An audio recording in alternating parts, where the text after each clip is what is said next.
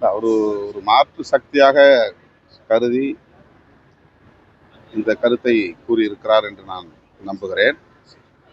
ஆனால் அதிமுகவை பற்றி எதுவும் வெளிப்படையாக அவர் பேசியதாக தெரியவில்லை.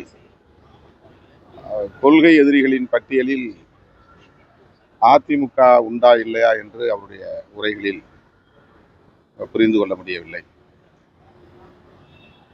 திமுக ஆளுங்கட்சி என்கிற முறையில் அதனை எதிர்ப்பது என்பது இயல்பான ஒன்று. எல்லோரும் ஆளுங்கட்சியை எதிர்த்துதான் அரசியல் செய்ய முடியும் என்கிற நிலையிலே எதிர்க்கட்சிகள் செயல்படுவது வாடிக்கையான ஒன்று. அந்த அடிப்படையிலே நடிகர் விஜய் அவர்களும் அந்த கருத்தை சொல்லியிருப்பது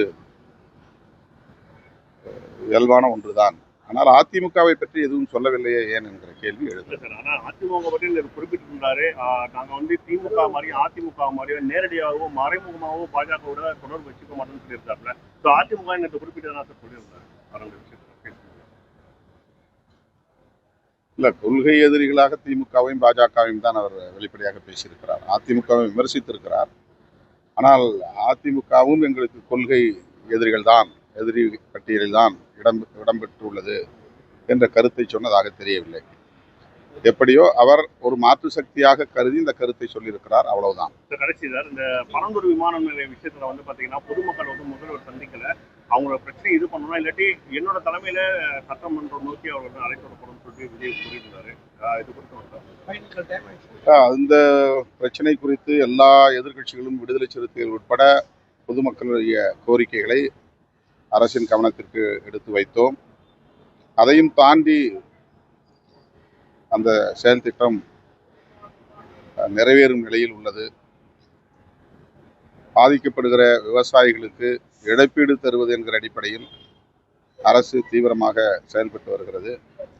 குறிப்பிட்ட சில கிராமங்களை சார்ந்த மக்கள் அந்த கிராமங்களை தவிர்த்துவிட்டு, குடியிருப்புகளை தவிர்த்துவிட்டு அருகே கிடக்கிற புறம்போக்கு இடங்களை அதற்கு பதிலாக எடுத்துக்கொள்ளலாம் என்ற கோரிக்கையை முன்வைத்தார்கள்.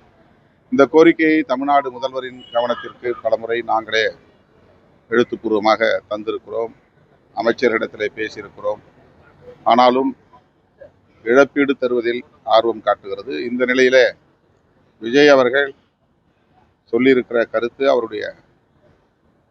அவருடைய நிலைப்பாடு, அவருடைய போராட்டம் பாதிக்கப்பட்ட மக்களுக்கு நீதி பெற்று தருமையானால், அதாவது குடியிருப்புகளை அகற்ற விடாமல் தடுக்குமையானால் அதை வரவேற்கிறோம். டயா பூஸ்டர், சுகருடைய ரிமோட் கண்ட்ரோல் இனி உங்க கையில. அனைத்து மருந்து கடைகளிலும் கிடைக்கும். செய்திகளை உடனுக்குடன் தெரிந்து கொள்ள கீழ்கண்ட கேபிள் மற்றும் டிடிஎச் நெட்வொர்க்குகளில் எம்நாடு செய்தி தொலைக்காட்சியை காணுங்கள். பாதகம் செய்பவரை கண்டால் நாம் பயம் கொள்ளலாகாது பாப்பா. மோதி மிதித்து விடு பாப்பா, அவர் முகத்தில் உமிழ்ந்து விடு பாப்பா. அண்மை செய்திகளை உடனுக்குடன் தெரிந்து கொள்ள இணைந்திருங்கள் எம்நாடு தொலைக்காட்சியுடன்.